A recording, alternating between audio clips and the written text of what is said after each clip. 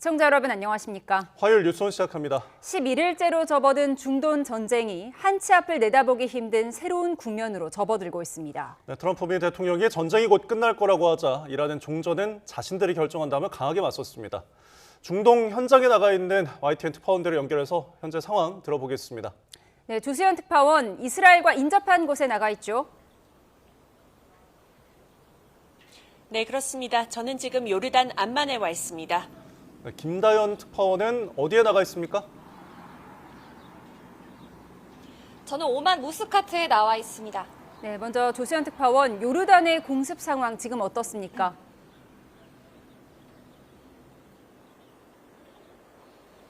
네, 제가 이곳에 온 지 이제 열흘째인데요. 하루도 빠짐없이 공습 경보가 울리고 있어서 긴장의 끈을 놓을 수 없습니다. 어제도 밤 10시까지 공습 사이렌이 암만 도심에 울려 퍼졌고요. 하늘에서는 미사일이 요격되면서 큰 폭발음이 들렸습니다.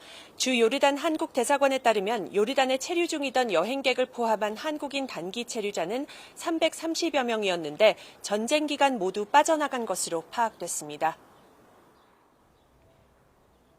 네, 전쟁이 시작된 지는 11일째인데 오늘도 양측의 공습이 이어지고 있죠? 네, 먼저 이스라엘과 미군은 이란 전역의 군사시설들을 계속 타격하고 있습니다. 동시에 이스라엘은 레바논에서도 공세를 강화하고 있는데요. 오늘 새벽 헤즈볼라 근거지인 수도 베이루트 남부와 레바논 동부 지역에서 공습을 재개했습니다. 이란도 반격을 계속하고 있습니다.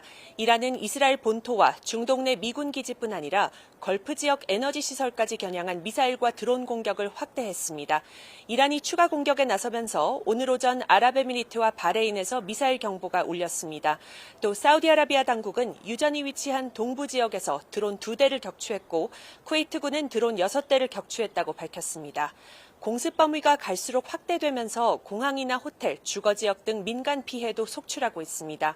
앞서 튀르키예 영공에선 북대서양조약기구 나토 방공망이 이란의 탄도미사일을 요격하는 등 전쟁의 불길이 북쪽으로도 확산하는 양상입니다.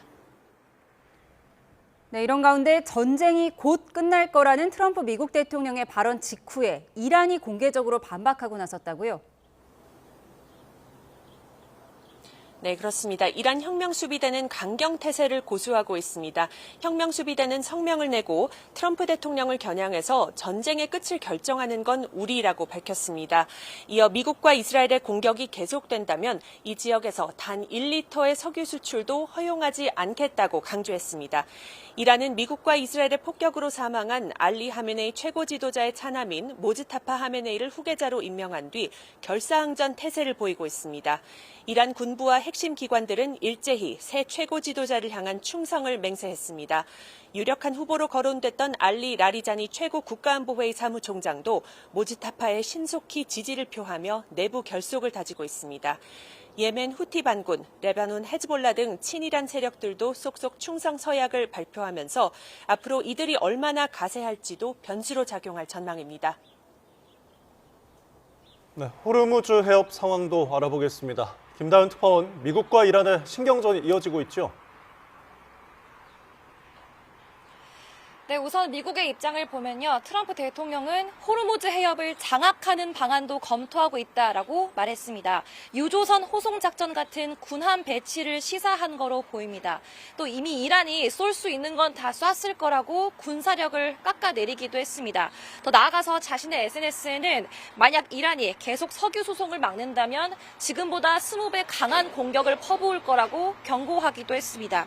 이란의 재건이 불가능해질 거라는 강경 발언도 덧붙였습니다. 그러면서 여전히 해협이 열려 있다는 주장도 유지했는데 시장 불안을 의식한 전략적 메시지라는 분석입니다. 네, 그럼 이란은 어떤 입장을 내놓고 있습니까? 네, 이란은 외교관 추방을 조건으로 내걸었습니다. 미국과 이스라엘 외교관을 내쫓는 국가에 통행권을 주겠다는 겁니다. 이란이 이곳 호르무즈 해협을 지나는 선박에는 석유 한 방울도 못 나가게 하겠다라고 밝힌 게 지난 2일이니까요. 봉쇄가 열흘 가까이 이어지고 있습니다. 호르무즈 해협은 세계 원유의 20%가 통과하는 곳입니다.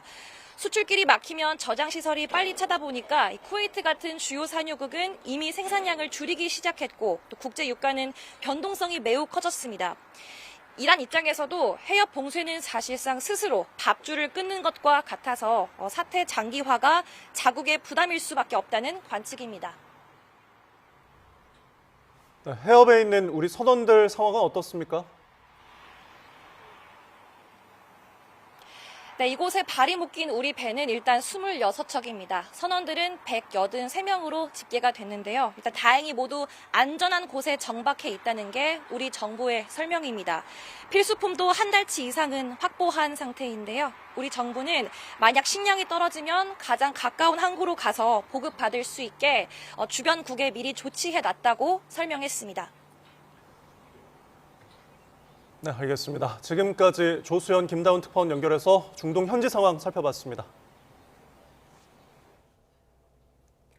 이란과의 전쟁 기간에 대해서도 트럼프 대통령은 잇따라 상반된 메시지를 내놓고 있습니다. 전쟁이 거의 끝나가고 있다고 말했다가 아직 충분하지 않다며 말을 바꾸면서 혼선이 계속되고 있습니다. 워싱턴에서 홍상희 특파원입니다. 미 CBS 방송과의 인터뷰에서 트럼프 대통령은 전쟁이 마무리 수순이다. 완전히 끝나가고 있다고 말했습니다. 당초 4주에서 5주로 예상했던 일정표보다 훨씬 앞서 있다며 이란이 장악하고 있는 호르무즈 해협을 장악할 수도 있다고 자신했습니다. 전쟁 장기화를 우려했던 시장이 안도하면서 유가는 하락했고 주가는 올랐습니다. 플로리다에서 열린 공화당 행사에서도 이번 전쟁은 꽤 빨리 끝날 거라고 말했습니다. We're doing it much faster than we thought, and it's better, stronger, and our country is doing really well. I think you'll see it's going to be a short-term excursion. 하지만 곧 미묘한 변화가 감지됩니다. 미국과 이스라엘이 여러 측면에서 승리했지만 아직 충분히 이긴 건 아니라고 짚었습니다. 그러면서 적이 완전히 패할 때까지 공세를 누그러뜨리지 않겠다고 강조했습니다. They have no anti-aircraft equipment. It's all been blown up. We could call it a tremendous success right now as we leave here. I could call it, or we could go further, and we're going to go further. 기자회견에서도 이번 주 안에 전쟁이 끝날 것이냐는 질문에 트럼프 대통령은 아니라며 매우 고시라고만 답했습니다. 앞서 트럼프 대통령은 이란 공습 작전에 지상군을 투입할 가능성을 시사했다가 지난 2일엔 투입할 필요가 없을 것 같다며 말을 바꿨습니다. 전쟁 기간과 목표, 쿠르드족 지원 등 핵심 전략과 관련한 트럼프 대통령의 판단이 수시로 바뀌면서 이번 전쟁이 더 혼란에 빠질 수 있다는 분석도 나오고 있습니다. 워싱턴에서 YTN 홍상입니다. 새로운 최고 지도자가 결정된 이란에서는 충성을 다짐하며 결사항전 의지를 드러내는 대규모 군중 집회가 열렸습니다. 이란의 공습을 받는 이스라엘 내부에서는 이딴 피해로 주민 불안도 커지고 있습니다. 이경화 기자가 보도합니다. 미국과 이스라엘의 폭탄이 언제 어디에 떨어질지 모르는 상황. 여기 아랑곳하지 않고 이란 수도 테헤란 도심을 가득 채운 사람들은 한 목소리로 외쳤습니다.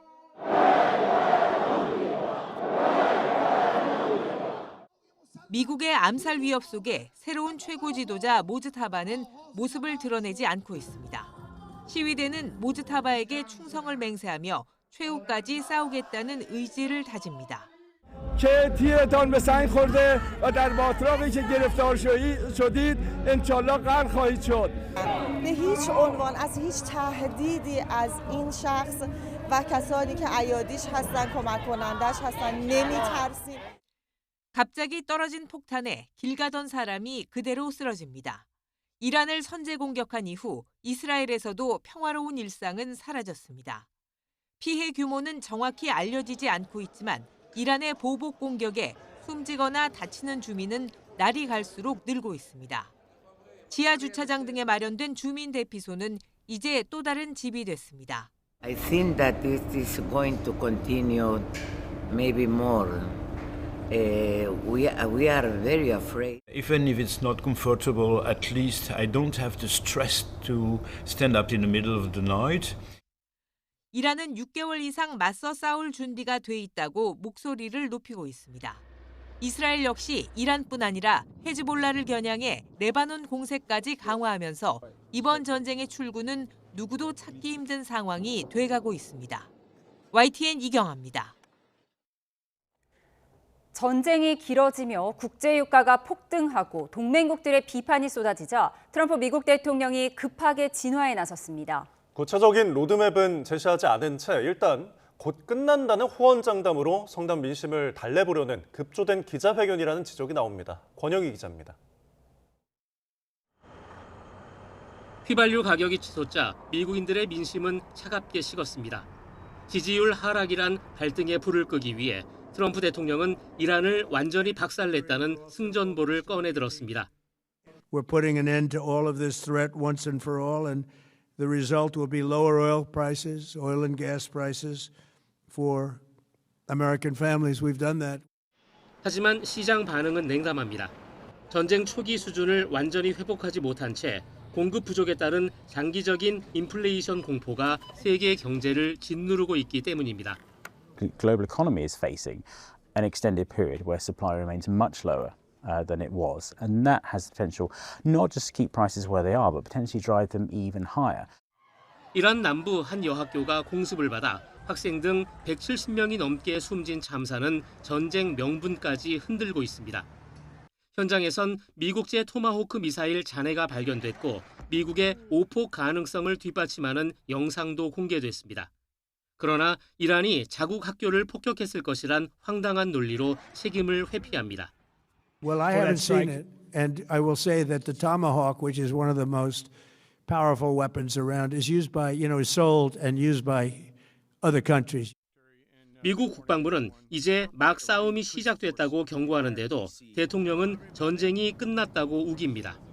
전문가들은 협상 상대도 출구 전략도 없는 상태에서 터져나온 무모한 낙관론이라고 꼬집습니다. Mosheba's selection confirms that security-minded conservatives and, if not hardliners, are in command and control and currently dominating the system. 치솟는 물가와 동맹의 비판이란 거센 파고 속에서 트럼프는 종전 임박이란 말로 승부수를 던졌습니다. 트럼프의 말이 치밀한 전략의 산물인지 아니면 당장 궁지를 모면하려는 아무 말 대잔치인지는 곧 드러날 유가와 전장의 향방에 달렸습니다. YTN 권영입니다. 이란과의 군사 충돌이 격화하면서 미국 국방부가 한국에 배치된 핵심 방공 자산인 고고도 미사일 방어 체계 사드 일부를 중동으로 전격 재배치하고 있다고 워싱턴 포스트가 보도했습니다. 이에 따르면 미 정부 관계자는 미 국방부가 현재 경북 성주 등에 배치된 사드 시스템 일부 구성 요소를 중동 지역으로 이동시키고 있다고 전했습니다. 이와 함께 인도태평양 지역 전반에 배치된 최첨단 패트리엇 요격 미사일 재고 역시 이란의 드론과 탄도미사일 공격을 방어하기 위해 중동으로 우선 배정되고 있습니다. 이재명 대통령은 주한미군의 방공무기 중동 반출을 둘러싼 논란과 관련해 우리 정부는 반대 의견을 내고 있다고 밝혔습니다. 다만 무기가 일부 나가도 우리 대북 억지력에는 장애가 생기지 않는다며 우려할 상황이 전혀 아니라고 강조했습니다. 청와대 연결해서 자세한 내용 알아보겠습니다. 정인용 기자, 이 대통령의 국무회의 발언 전해주시죠. 네, 이재명 대통령이 국무회의에서 중동 정세가 불안정해지면서 주한미군의 무기가 반출되는 문제를 거론했습니다. 포대 등 방공무기 일부의 국외 반출이 논란이 되고 있다며 정부 입장에서는 반대 의견을 내고 있다고 밝혔습니다. 하지만 자국의 군사적 필요에 따른 거여서 우리 의견대로 전적으로 관철할 수 없는 게 엄연한 현실이라고 설명했습니다. 그러면서 우리 군사 방위비 지출 수준은 세계적으로 매우 높고 군사력 수준도 5위로 평가될 정도라며 북한과 엄청난 차이가 있다고 말했습니다. 대북 억지 전략에 장애가 생기거나 하지 않는다며 국가 방위 자체에 대해 우려할 상황이 전혀 아니라고 거듭 강조했습니다. 또 국제 질서의 영향으로 외부의 지원이 없어질 경우가 언제든 발생할 수 있다며 국가 방위는 스스로 책임져야 하는 거라고 언급했습니다. 최근 주한미군의 방공자산이 중동으로 투입되면서 안보 공백 우려가 제기되자 이 대통령이 직접 이를 불식하고 나선 걸로 풀이됩니다. 네, 이 대통령은 중동 상황 대응을 두고 국무위원들의 적극적인 역할도 당부했죠. 네, 이 대통령은 우선 중동 지역 긴장 심화로 세계 경제 전반으로 불확실성이 빠르게 확대되고 있다고 진단했습니다. 내부 충격이 민생과 경제, 산업에 미칠 영향을 최소화하는 데 모든 국가적 역량을 총동원해야 한다고 당부했습니다. 이어 가장 시급한 과제는 물가 안정이라고 꼽았는데요. 그러면서 석유 최고 가격제 집행과 에너지 세제 조정, 소비자 직접 지원을 포함해 추가적인 금융, 재정 지원을 속도감 있게 검토해야 한다고 지시했습니다. 이 대통령은 관계부처의 보고를 받는 과정에선 조기 추경 추진 가능성을 시사하기도 했습니다. 소상공인이나 한계 기업 등을 지원하려면 추가 재정이 필요하고 조기 추경을 해야 할 상황이란 겁니다. 그러면서 올해 예상보다 세수도 많이 늘어날 것 같다고 하자 구윤철 경제부총리는 반도체, 호황 등을 근거로 들며 국채 발행 없이도 추경이 가능하다고 답했습니다. 지금까지 청와대에서 전해드렸습니다. 중동 사태 이후 열흘 연속으로 국내 주유소 기름값 상승세가 계속되고 있습니다. 서울 경유값은 2,000원을 앞에 두고 오늘 소폭 하락했습니다. 정부는 오늘부터 불법 유류 유통 단속에 나선 데 이어 이번 주 최고 가격 지정제를 시행하며 유가 방어 태세를 갖추기로 했습니다. 주유소 현장에 나가 있는 취재기자 연결합니다. 박기환 기자. 네, 서울 만남의 광장 주유소입니다. 네, 기름값이 무섭게 치솟고 있는데요. 그곳 가격은 어떻습니까? 네, 이곳 주유소 휘발유 가격은 리터당 1,830원입니다. 경유의 경우에는 이것보다 더 저렴한 1,829원인데요. 한 달 전과 비교하면 한참 더 비싼 가격이긴 하지만 서울 평균 그리고 전국 평균 가격과 비교했을 땐 훨씬 저렴한 가격이라서 많은 차량들이 바로 이곳으로 몰려들고 있습니다. 소비자 이야기 직접 들어보시겠습니다. 50리터 넣으면 한 7만 원 선? 근데 지금은 한 10만 원 선까지 올라 버렸으니 너무 부담이 되긴 되더라고요. 이게 여기가 원래 저렴해서 더 쌌었는데 지금 여기도 저렴한데도 1,830원이잖아요, 오늘 유가가. 그러니까 진짜 많이 올랐다고 느끼죠. 실제 오늘 오후 기준 전국 평균 휘발유 가격은 리터당 1,907원으로 어제보다 5원 가까이 올랐습니다. 경유 가격은 어제보다 5원 오른 리터당 1,932원을 기록했습니다. 휘발유와 경유 모두 지난달 28일 중동 사태가 발발한 뒤 열흘 연속으로 상승세가 이어졌습니다. 전국에서 유가가 가장 높은 서울 휘발유 가격은 1,949원, 경유 가격은 1,971원으로 2,000원에 육박했습니다. 다만 서울 경유와 휘발유 가격은 모두 전날보다 0.4원가량 하락했습니다. 또 인천과 대전 지역 기름값도 중동 사태 이후로 처음 하락세를 보였습니다. 중동 사태가 발생한 지난달 28일 이후 열흘 연속 상승세를 이어갔던 유가 오름폭은 이번 주 들어 둔화되고 있습니다. 네, 이런 가운데 정부도 유가 안정 방안을 내놓는다고요? 네, 그렇습니다. 정부가 고유가를 틈타서 폭리를 취하려는 행위에 대해서 직접 가격 통제에 나섭니다. 휘발유와 경유 등 석유 제품 가격의 상한선을 지정하는 최고 가격제를 당장 이번 주 시행할 예정입니다. 이번 조치가 현실화하면 1997년 이후 30년 만에 정부의 유가 통제가 부활하게 됩니다. 아직 구체적인 방안은 발표되지 않았는데요. 국제유가에 정유사의 일부 이윤을 더한 최고 가격을 지정하고 이를 기준으로 정유사가 주유소에 공급하는 방안이 유력하게 검토되는 것으로 알려졌습니다. 정부는 대신 정유사가 입게 될 손실을 보전하는 방안을 마련하고 석유 제품 물량을 쌓아두지 못하도록 하는 매점 매석 고시도 함께 검토하고 있습니다. 이와 별개로 국세청은 오늘부터 인력 300여 명을 동원해 전국 주유소를 상대로 불법 유류 유통 행위 단속에 나섭니다. 대상은 유류 가격 상승에 편승해 폭리를 취하는 업자들로 내일까지 18곳을 우선 점검한 뒤 대상을 확대해 나갈 계획입니다. 지금까지 서울 만남의 광장 주유소에서 YTN 박경입니다. 이란이 호르무즈 해협을 봉쇄하면서 해외로 중고차를 수출하는 업자들도 큰 타격을 받고 있습니다. 수출업계 현장에서는 중동 사태가 길어질수록 피해도 커진다며 폐업을 고민하는 목소리까지 나오고 있습니다. 취재기자 연결해서 자세히 알아보겠습니다. 송수연 기자. 네, 송도 중고차 수출 단지입니다. 네, 지금 뒤에 차량이 많이 보이는데 어떤 상황인가요? 네, 제가 지금 나와 있는 이곳은 수출업체 600여 곳이 모여있는 송도 중고차 수출단지입니다. 제 주변에 이렇게 중고차들이 가득한데요. 중고차 수출업자들은 이곳에 차량을 세워두고 인천항을 통해 세계 각지로 수출해왔는데 지금은 모두 발이 묶여 있습니다. 한 수출업자는 YTN의 중동 사태 이전에는 리비아와 두바이, 시리아 등의 지역으로 한 달에 100대에서 120대를 수출했지만 지금은 모두 멈췄다고 말했습니다. 자동차 관리법에 따라서 중고차를 수출하기 위해서는 차량 등록을 말소해야 하는데 이후 1년 안에 수출해야 합니다. 기한이 지나면 차량을 폐차하거나 다시 차량 등록을 해야 하는 만큼 수출업자들은 중동 사태가 길어질수록 마음이 급해질 수밖에 없습니다. 네, 지금 이런 상황은 전쟁으로 화물차 운항이 어렵기 때문이죠? 네, 그렇습니다. 중동 사태의 영향으로 호르무즈 해협이 봉쇄되면서 중고차 수출업자들은 막막한 상황입니다. 수출길이 막힌 건 물론 이미 중동으로 향하던 화물선이 다시 한국으로 돌아오게 되면서 손해가 크다는 겁니다. 화물선이 인천항을 떠나서 중동 지역에 도착하기까지는 한 달 정도 걸리는데요. 미국과 이스라엘이 이란을 공습했을 때 이미 중동으로 이동하고 있던 배들이 중간에 한국으로 돌아오는 비용도 떠안아야 해서 부담이라는 겁니다. 또 일부 선사에서는 아랍에미리트와 카타르 등 중동 지역으로 향하던 화물을 임의로 정해둔 항만에 내려놓겠다고 예고해 수출업자들의 걱정도 커지고 있습니다. 인천에서 20년 넘게 중고차 수출업에 종사한 업체 대표는 2주 전 두바이로 중고차를 보냈지만 이 같은 운항 종료 통보를 받았다고 말했는데요. 직접 들어보시죠. 그러니까 저희 회사 같은 경우는 약 한 70여 대, 80여 대가 들어가는데 한 1억 5천 정도가 손실이 나는 거고 전체적으로 다들 야 회사를 문을 닫아야 되냐 아니면 어떻게 해야 되냐 이 손실을 어떻게 감안해야 되냐 라는 그냥 대책 없는 얘기만 하고 있는 거죠 지금. 중동 사태가 언제 끝날지 불투명한 가운데 생계를 놓을 수 없는 중고차 수출 산업 종사자들의 고민도 더욱 깊어지고 있습니다. 지금까지 송도 중고차 수출 단지에서 YTN 송수연입니다.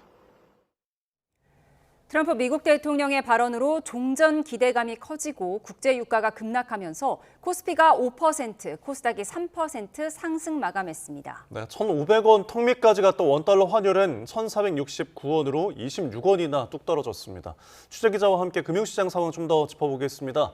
류환홍 기자, 우리 증시가 하루 만에 급반등을 했는데요. 오늘 상황 어땠습니까? 네, 어제 6% 급락했던 코스피가 5.4% 오른 5,532로 마감했습니다. 그야말로 롤러코스터 장세였습니다. 트럼프 대통령의 전쟁이 빨리 끝날 것이란 발언에 국제 유가가 진정됐고 뉴욕 증시가 상승한 영향이 컸습니다. 개장 직후엔 상승폭이 6%까지 커져 프로그램 매매를 일시 정지하는 매수 사이드카도 발동됐습니다. 외국인과 기관이 동반 순매수를 하면서 지수가 상승했습니다. 특히 외국인은 4일 만에 순매수로 전환해 1조 1천억 원 가까이 순매수를 했습니다. 반면 개인은 차익 실현에 나서 9일 만에 순매도로 돌아섰습니다. 어제 급락했던 삼성전자와 SK하이닉스, 현대차 등 시가총액 상위 종목 대부분 상승했습니다. 삼성전자는 8%, SK하이닉스는 12%, 현대차는 3% 상승 마감했습니다. 반면 트럼프 대통령의 발언에 방산과 조선, 정유주는 약세를 보였습니다.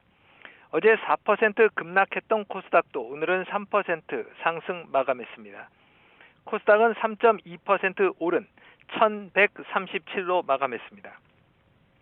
개인과 기관이 동반 순매수였고 외국인은 홀로 순매도였습니다. 네, 원달러 환율은 20원 넘게 내렸죠? 그렇습니다. 어제 원달러 환율이 1,498원까지 올라 심리적 마지노선인 1,500원 턱 밑까지 갔는데 간밤에 20원 이상 뚝 떨어졌습니다. 서울 외환시장에서 원달러 환율은 26원 내린 1,469원으로 주간 거래를 마쳤습니다. 오늘 원달러 환율은 1,470원으로 출발해 1,468원까지 내렸다가 1,479원까지 올랐습니다. 10원 안팎에서 움직이며 1,470원대를 크게 벗어나지 않았습니다.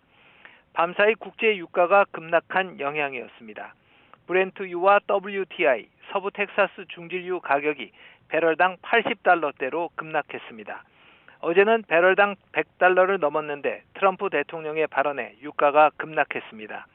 원달러 환율이 1,470원대로 내렸지만 그래도 상당히 높은 수준입니다. 지금까지 YTN 유환홍입니다.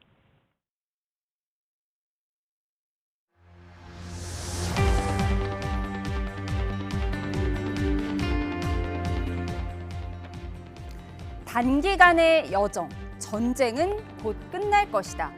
트럼프의 이 말에 국제유가는 안정을 찾고 어제 폭락했던 세계 주가 지수도 상승했습니다. 그런데 전쟁 종료 시점이 very soon, 곧이라면서도 아직 충분히 이긴 건 아니라고 말해서 오락가락 기류도 감지되는데요. 하지만 이란 혁명 수비대는 전쟁의 종결은 이란의 손에 달려 있다며 즉각 반박했습니다. 관련 영상으로 대담 시작합니다.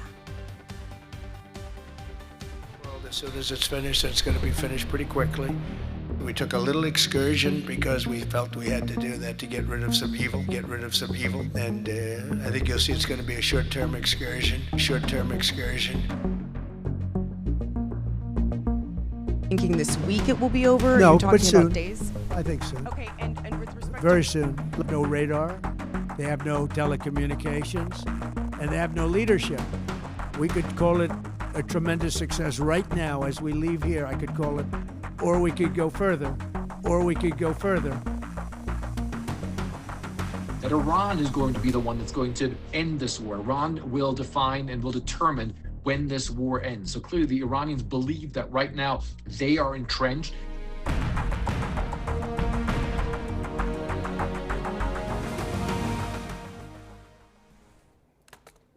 네, 오늘은 청와대를 떠나 성남시장에 출사표를 내신 김병욱 전 정무비서관 그리고 한 사우디 민간 친선협회장이신 김성태 전 국민의힘 원내대표와 함께합니다. 어서 오십시오. 네, 안녕하세요.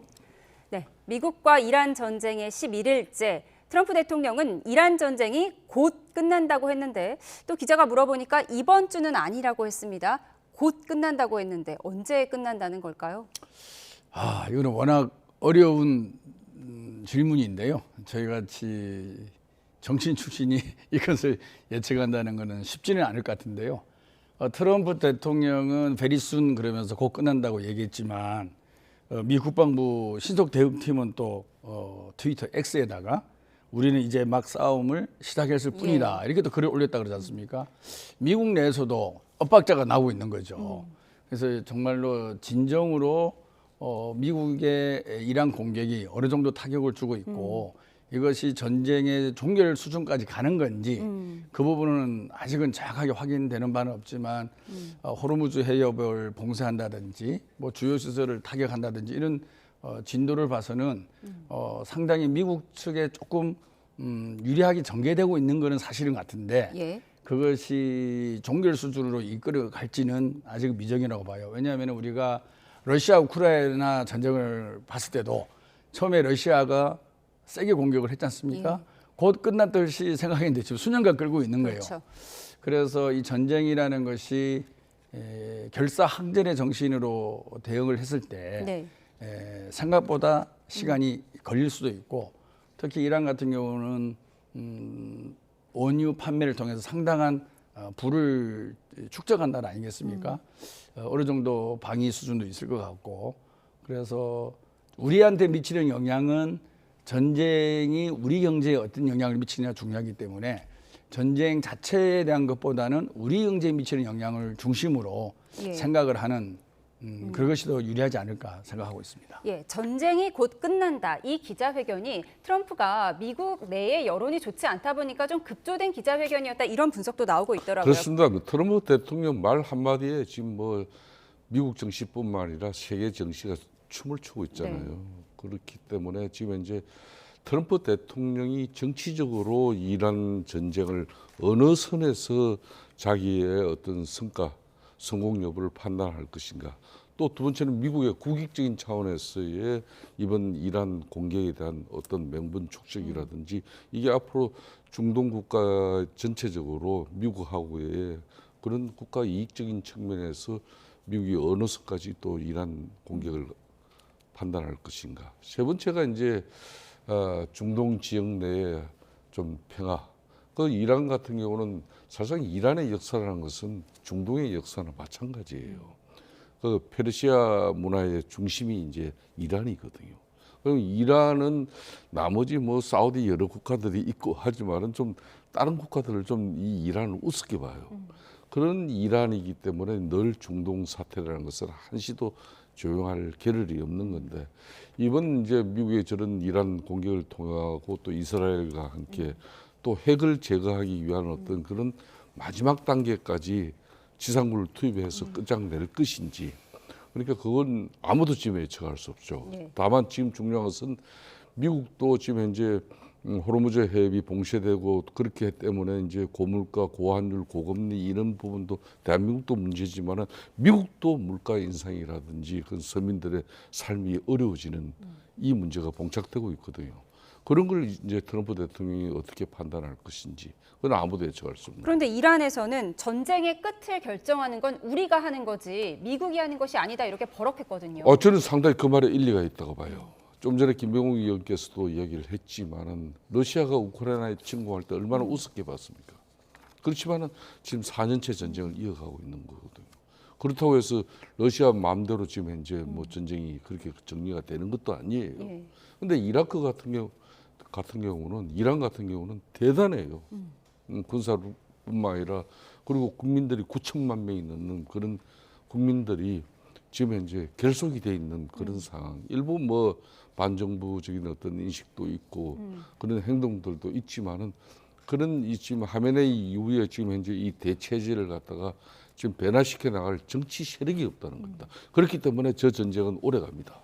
오래 갈 수밖에 없어요.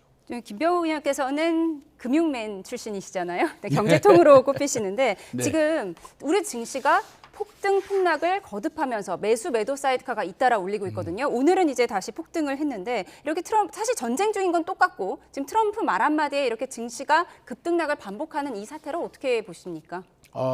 증시 자체의 속성이 약간 불안정성을 내포하고 있는 거죠. 이 장세는 정말로 전쟁이라는 것이 우리 경제에 미치는 영향이 크다는 것을 시장 참여자 모두가 인식하고 있는 거거든요. 특히 중동에서의 전쟁이기 때문에 원유 가격의 상승은 불가피하고 원유 가격이 상승한다 그러면 우리나라처럼 에너지 의존도가 높은 나라에서는 특히나 물가 그리고 또 환율에 영향을 직접적으로 미치는 거죠. 게다가 또 원유 수입이 우리가 중동에 조금 몰려 있습니다. 약 70% 이상이 중동 국가로부터 원유를 수입하고 있지 않습니까? 따라서 전쟁으로 인해서 주식 가격이 좀 등락의 폭이 커지는 것은 어쩔 수 없는 현상인데 이제 문제는 이게 사이드카 발동이 너무 잦다라는 거죠. 그거는 우리가 전쟁으로부터의 영향도 크고 또 원유 가격의 등락에 따른 경제 영향도 크고 이런 모든 부분이 감안되다 보니까 상대적으로 등락 폭이 크다고 봅니다. 근데 이제 이 상황 속에서 주식 참여자들은 루머라든지 가짜 뉴스라든지 이런 부분에서 조심을 해야 되고 특히나 그것을 통해서 차익을 누리려는 또 세력도 존재하게 됩니다. 그런 부분에 대해서 옥석을 잘 가려서 정보를 취사 선택을 잘 하셔서 주식 투자에 임해야 된다고 생각하고요.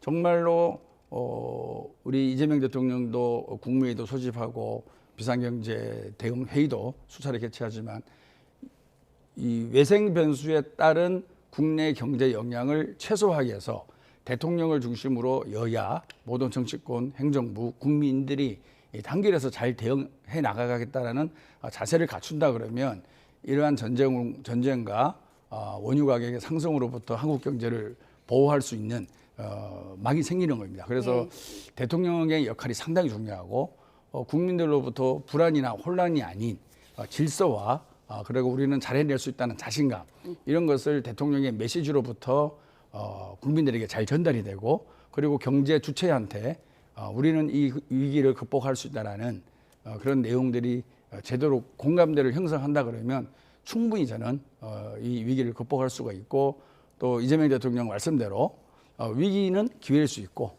또 위기는 극복하라고 있는 것이고 또 위기를 잘 극복하는 것이 실력이다 이런 말씀하시지 않았습니까? 그 내용으로 국무위원들에게 격려했다고 오늘 들었습니다. 저는 충분히 대통령께서 이 관련된 내용을 잘 파악하고 있고 아마 플랜 A, B, C 이런 것들이 다 준비가 돼 있을 겁니다.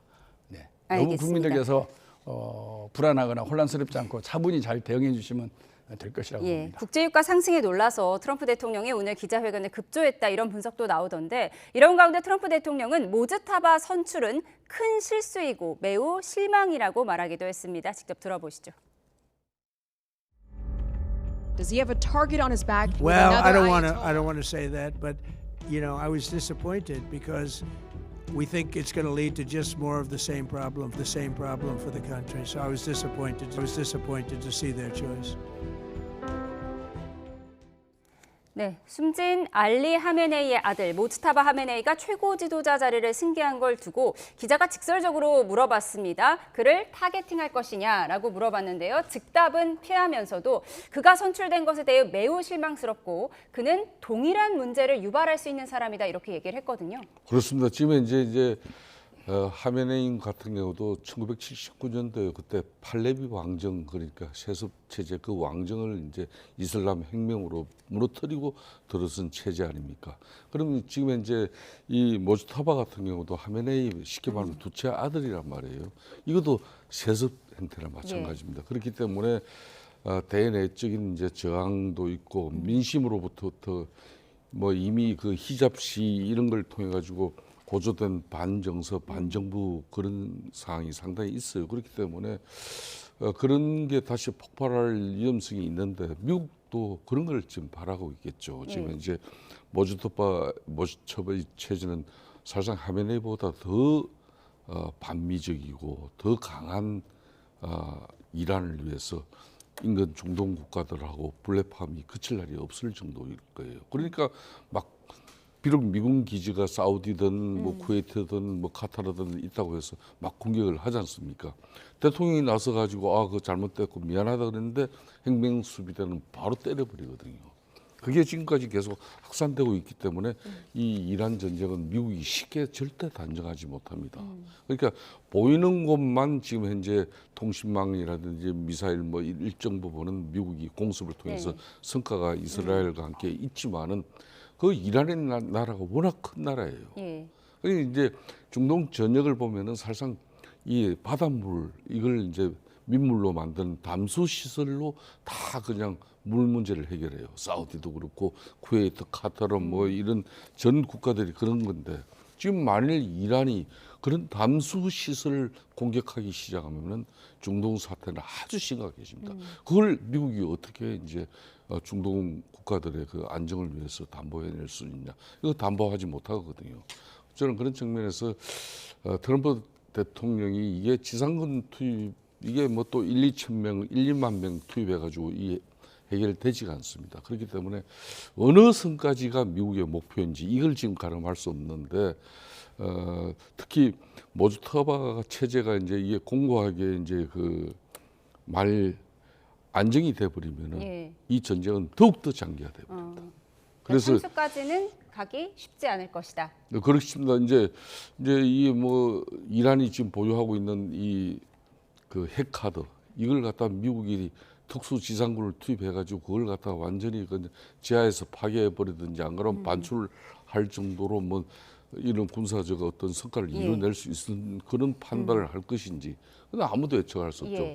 다만 대한민국 같은 경우는 아까 김 의원께서도 이야기했지만 호르무즈 해협을 통해서 원유 70%, LNG 가스가 30%가 전부 중동에서 돌아요. 이게 좀 더 장기화되면 한국 경제에 심각한 문제가 곧 현실화됩니다. 말씀하신 부분을 좀 더 짚어보겠습니다. 전쟁이 열흘 넘게 진행되면서 중동의 핵심 자원인 물과 석유를 관리하는 기반 시설로도 폭격 범위가 확대되고 있는데요.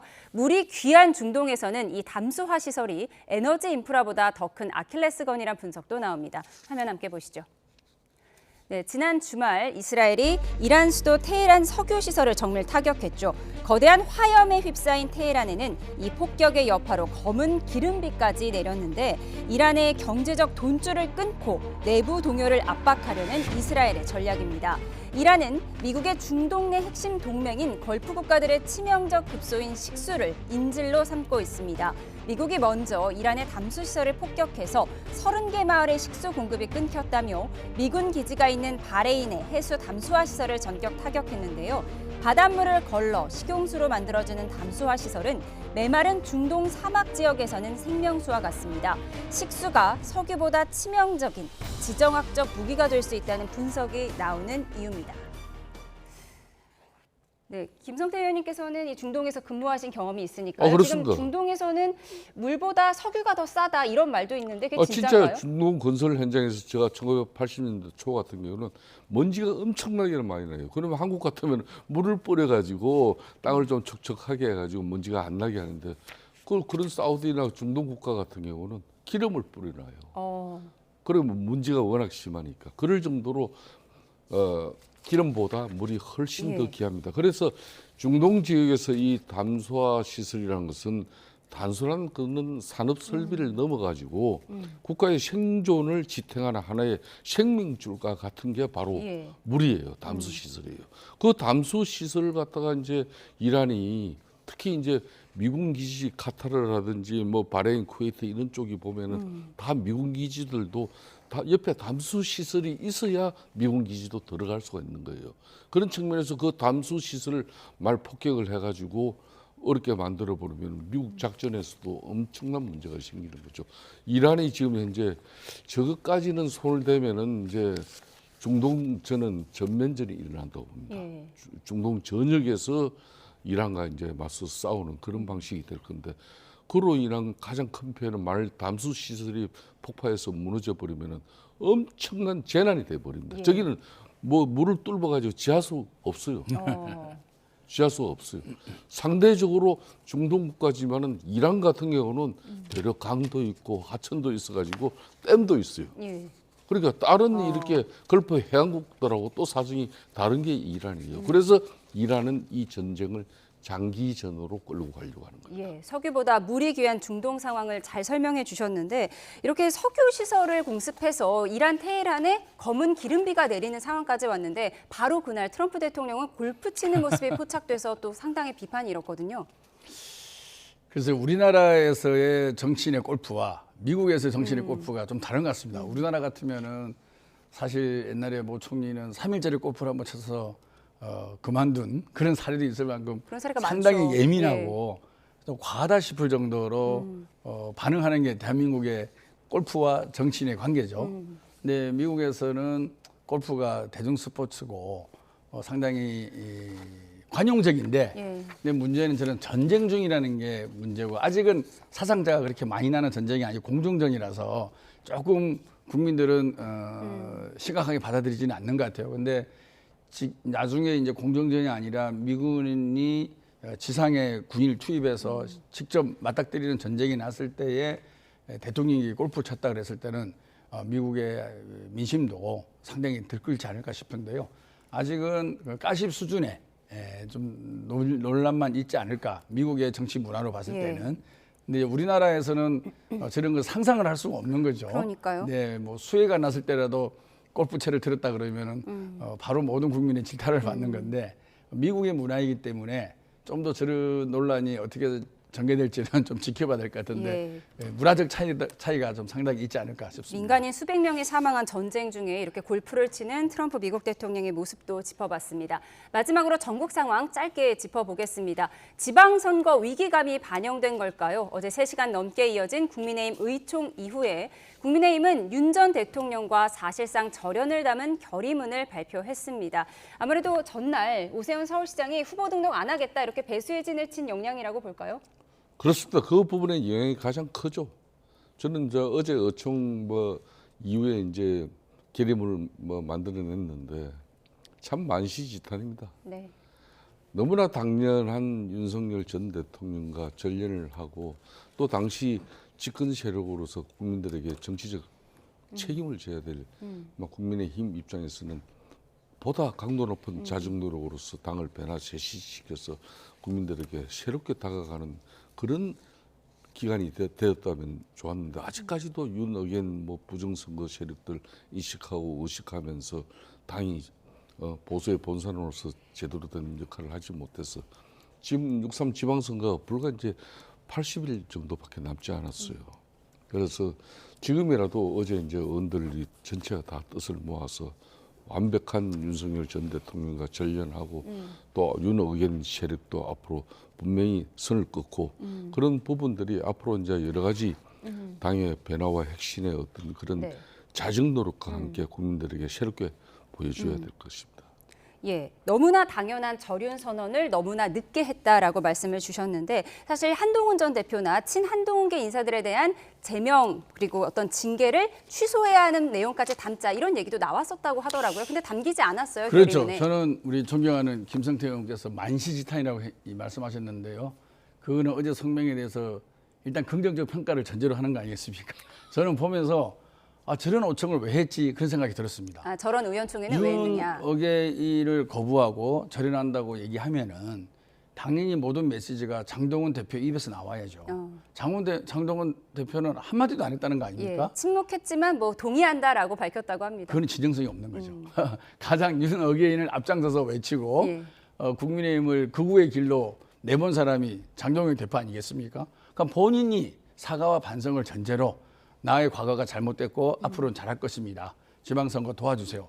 이렇게 나오는 게 당연한 거 아니겠습니까? 저는 어제 어총에서 장동혁 대표가 사퇴 내는 것이 가장 국민의힘이 변화를 보여주는 길이다 생각을 했어요. 네. 그런 정도의 대변신을 할 수 있을까라고 생각했지만 역시나 이제 저 기대에는 상당히 못 미쳤습니다. 저는 어제 어총을 길게 하면서 뭐 나름대로 긴장감을 유도를 하고 윤어게인 반대라는 문구는 담겼지만 실질 내용이나 형식 모든 면에서 국민을 속이기 위한 하나의 쇼에 불과한 것이지 진정 어린 계엄에 대한 사과 그리고 윤석열 대통령과의 절연 그리고 아까 말씀하신 대로 그동안 한동훈계를 중심으로 한 징계 철회 이런 부분들은 전혀 없는 거예요. 그냥 종이 하나로 반성하고 윤석열과의 절연, 앞으로 당내 통합 이런 거 아니겠습니까? 구체적인 행동, 징계 철회, 장동혁 입으로 사과하고 철저히 반성 그리고 이 사태를 이끈 장동혁의 사퇴 이런 것들이 전혀 없는 속에서 종이 한 장의 결의문이 과연 국민들에게 감동을 줄까요? 저는 전혀 그렇지 않다고 생각합니다. 절윤 쇼에 불과한 종이 한 장의 결의문이었다라는 민주당 쪽 반응까지 들어봤습니다. 지금까지 김병욱 전 청와대 정무비서관, 김성태 전 국민의힘 원내대표와 함께했습니다. 고맙습니다. 네. 이번엔 정치권 현안 국회로 가서 알아보도록 하겠습니다. 국민의힘은 내홍 끝에 내놓은 절윤 결의문을 계기로 국면 전환을 시도하고 있습니다. 다만 장동혁 대표는 여전히 명확한 입장 표명을 하지 않고 있는데 민주당은 선거용 절연 쇼일 뿐이라고 평가절하했습니다. 국회로 가보겠습니다. 부장원 기자. 네, 국회입니다. 네, 국민의힘이 어제 이른바 절윤 결의문을 내고 노선 변화를 천명했는데요. 평가가 분분하다고요? 그렇습니다. 당 안팎으로 다양한 의견 현재 분출하고 있습니다. 국민의힘은 어제 윤석열 전 대통령의 정치적 복귀에 반대한다는 걸 골자로 하는 절윤 결의문을 내놨습니다. 소속 의원 전원 명의로 그러니까 장동혁 대표까지 채택에 동참했습니다. 당 내부에선 선수와 계파를 가리지 않고 늦었지만 다행이다. 터닝포인트가 됐다는 반응이 많이 나오고 있는데요. 소장파 모임 대안과 미래를 이끄는 이성건 의원도 YTN과 통화에서 의원들의 총의를 모아 정말 필요한 기초적인 부분들은 결의문에 담았다면서 의미가 있다고 평가했습니다. 이번 결의문 채택을 주도한 송원석 원내대표는 오늘 아침 회의에서 이제 과거를 뒤로하고 미래로 나아갈 때라고 강조했습니다. 반면 민주당은 이번 사과 역시 반쪽짜리라며 눈앞의 위기를 타개하기 위한 미봉책, 선거용 절연쇼라고 깎아내렸습니다. 차례로 들어보시죠. 이제 국민의힘은 과거를 뒤로하고 미래로 나아가겠습니다. 6.3 지방선거에서 승리하고 이재명 정권의 독주를 국민의힘의 계엄 사과는 이번에도 반쪽짜리였습니다. 이 당연한 사실을 두고 결의문까지 발표해야 하는 국민의힘이 과연 공당인지 의문입니다. 일단 친한계 징계 문제 등은 이번 결의문에 빠지면서 갈등의 뇌관은 여전히 남아 있습니다. 한동훈 전 대표는 아침 라디오에서 당권파가 숙청, 제명 정치를 정상화하지 않는다면 국민은 결의문을 면피용으로 볼 거라고 판단을 보류했습니다. 이제 공은 장동혁 대표에게 넘어갔는데요.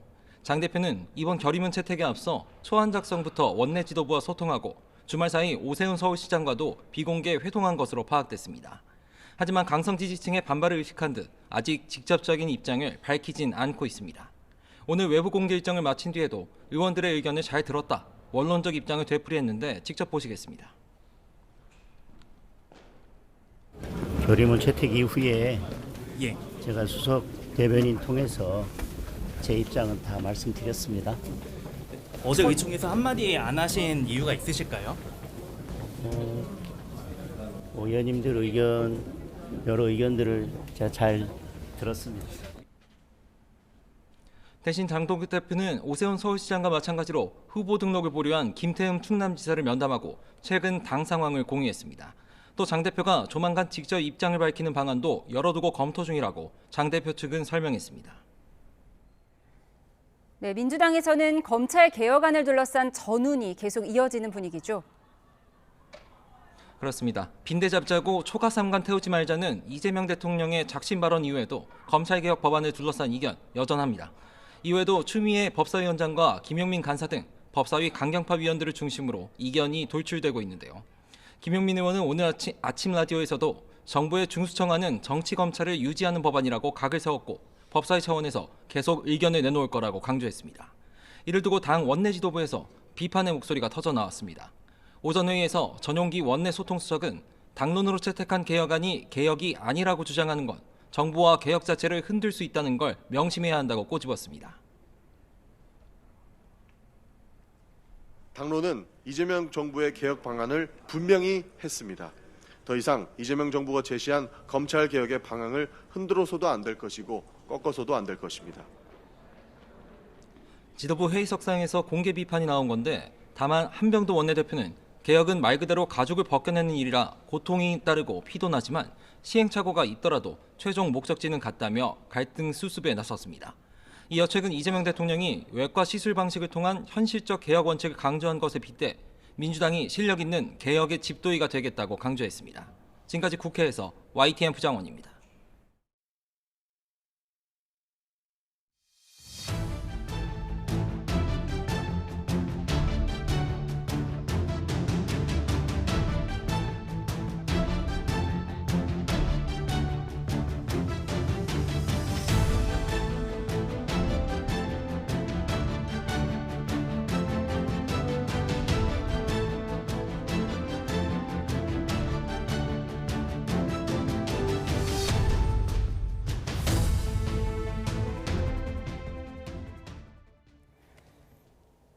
전쟁이 곧 끝날 것이라는 트럼프 미국 대통령의 발언을 이란이 즉각 반박했습니다. 한 방울의 석유도 빠져나가지 못할 것이라며 호르무즈 해협 봉쇄 입장도 굽히지 않았습니다. 김선중 기자입니다. 전쟁의 끝은 우리가 결정한다. 이란 혁명 수비대는 곧 전쟁이 끝날 것이라는 트럼프 미국 대통령의 발언을 즉각 반박했습니다.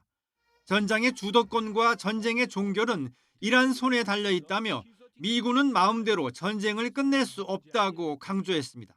That Iran is going to be the one that's going to end this war. Iran will define and will determine when this war ends. So clearly the Iranians believe that right now they are entrenched.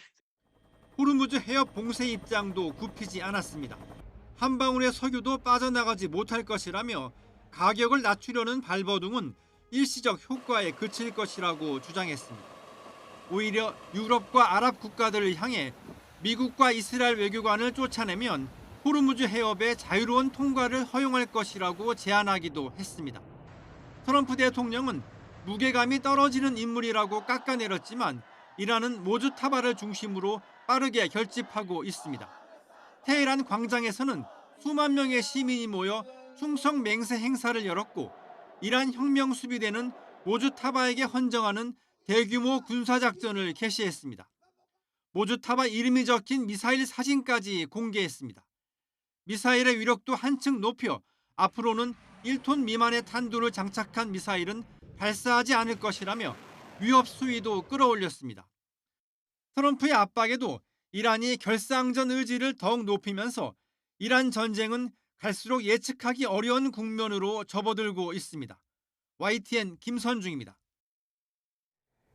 이란에 있던 우리 국민을 육로로 대피시키는 과정이 순탄치만은 않았던 것으로 전해졌습니다. 출발 직후에 폭격이 이어지는가 하면 짙은 안개 등으로 이동에 어려움을 겪었는데요.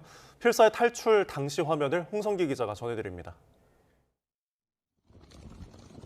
현지 시간 지난 2일 아직 어둠이 짙은 새벽에 이란에 있던 우리 국민 20여 명을 태운 버스가 테헤란을 떠납니다. 그런데 버스가 출발한 지 얼마 지나지 않아 테헤란 시내에는 미사일이 날아들었습니다. 버스가 떠난 우리 대사관 근처에서도 연기가 피어올랐고 대사관 직원이 머물던 숙소 유리창이 산산조각 나기도 했습니다. 간발의 차이로 폭격을 피한 우리 국민들에게는 탈출 직전의 공포가 생생하게 남아 있습니다. 전쟁은 이렇구나 뭐 이런 생각도 하기는 했는데 가까운 곳에 아마 폭격을 맞은 것 같습니다. 그래서 굉장히 크게 소리가 폭발음이 들렸고 그래서 아마 저뿐만 아니라 교민들도 다 긴장을 했었습니다. 편도 1차선 좁은 도로를 짙은 안개까지 헤치며 1300km를 달리고서야 이란 국경을 벗어날 수 있었습니다. 이란을 비롯해 이스라엘과 바레인, 쿠웨이트 등에서 무사히 우리 국민 탈출을 도운 정부는 호르무즈에 발이 묶인 선원들 지원에도 나섰습니다. 호르무즈 해협에서 오도 가도 못하는 우리 선박은 20여 척으로 선원 180여 명이 타고 있습니다. 정부는 이들이 배에서 내려야 할 경우가 생길 수도 있다고 보고 귀국 대비책을 마련하고 있습니다. 정부에서는 사태 장기화를 대비해서 선박별로 생필품 상황을 점검을 하고 또 선원이 하선을 요구할 경우에 귀국할 수 있는 방법 등을 선사와 긴밀히 논의 중에 있습니다. 또 정박이 장기화하면서 생필품이 떨어질 경우 가장 가까운 항구로 이동해 물건을 보급할 수 있도록 주변 국가의 협조를 구한 상태입니다. 외교부는 이미 우리 선박 한 척이 해당 국가의 협조를 받아 가장 가까운 항구로 이동해 생필품을 채우기도 했다고 밝혔습니다. YTN 홍성기입니다. 이란 전쟁이 열흘을 넘기면서 국제사회의 휴전 중재 노력도 본격화하고 있습니다. 하지만 정작 당사국인 미국과 이란은 서로 날을 세우며 대화 가능성에 선을 긋고 있습니다. 권준기 기자입니다. 러시아 크렘린궁은 푸틴 대통령이 트럼프 대통령과 전화 통화를 갖고 이란 종전을 위한 중재에 나설 뜻을 전했다고 밝혔습니다. с учетом проведенных контактов с лидерами стран Персидского залива, с президентом Ирана Пезешкианом.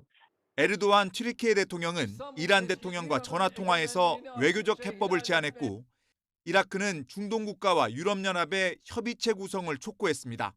앞서 중국도 사우디에 특사를 보내 평화를 이끌어내기 위한 역할을 모색했습니다. 이란 외무차관은 국영 TV에 나와 러시아, 중국, 프랑스 등 여러 국가가 휴전을 요청했다며 외교 접촉 사실을 인정했습니다. 하지만 협상을 위해선 추가 공격이 없어야 한다며 조건을 달았습니다. 마크롱 프랑스 대통령은 문제는 전쟁 목표가 불분명하다는 것이라며 이런 상황에선 제3국의 중재 노력이 성과를 내지 못할 거라고 지적했습니다. Et tout dépend aussi de la clarification que les uns et les autres font sur leur objectif final et au fond ce qu'on appelle l'effet final recherché. 이란은 핵 협상 중에 전쟁을 개시한 미국을 더는 신뢰할 수 없다며 대화 가능성을 일축했습니다. We made a big progress. Still, they decided to attack us.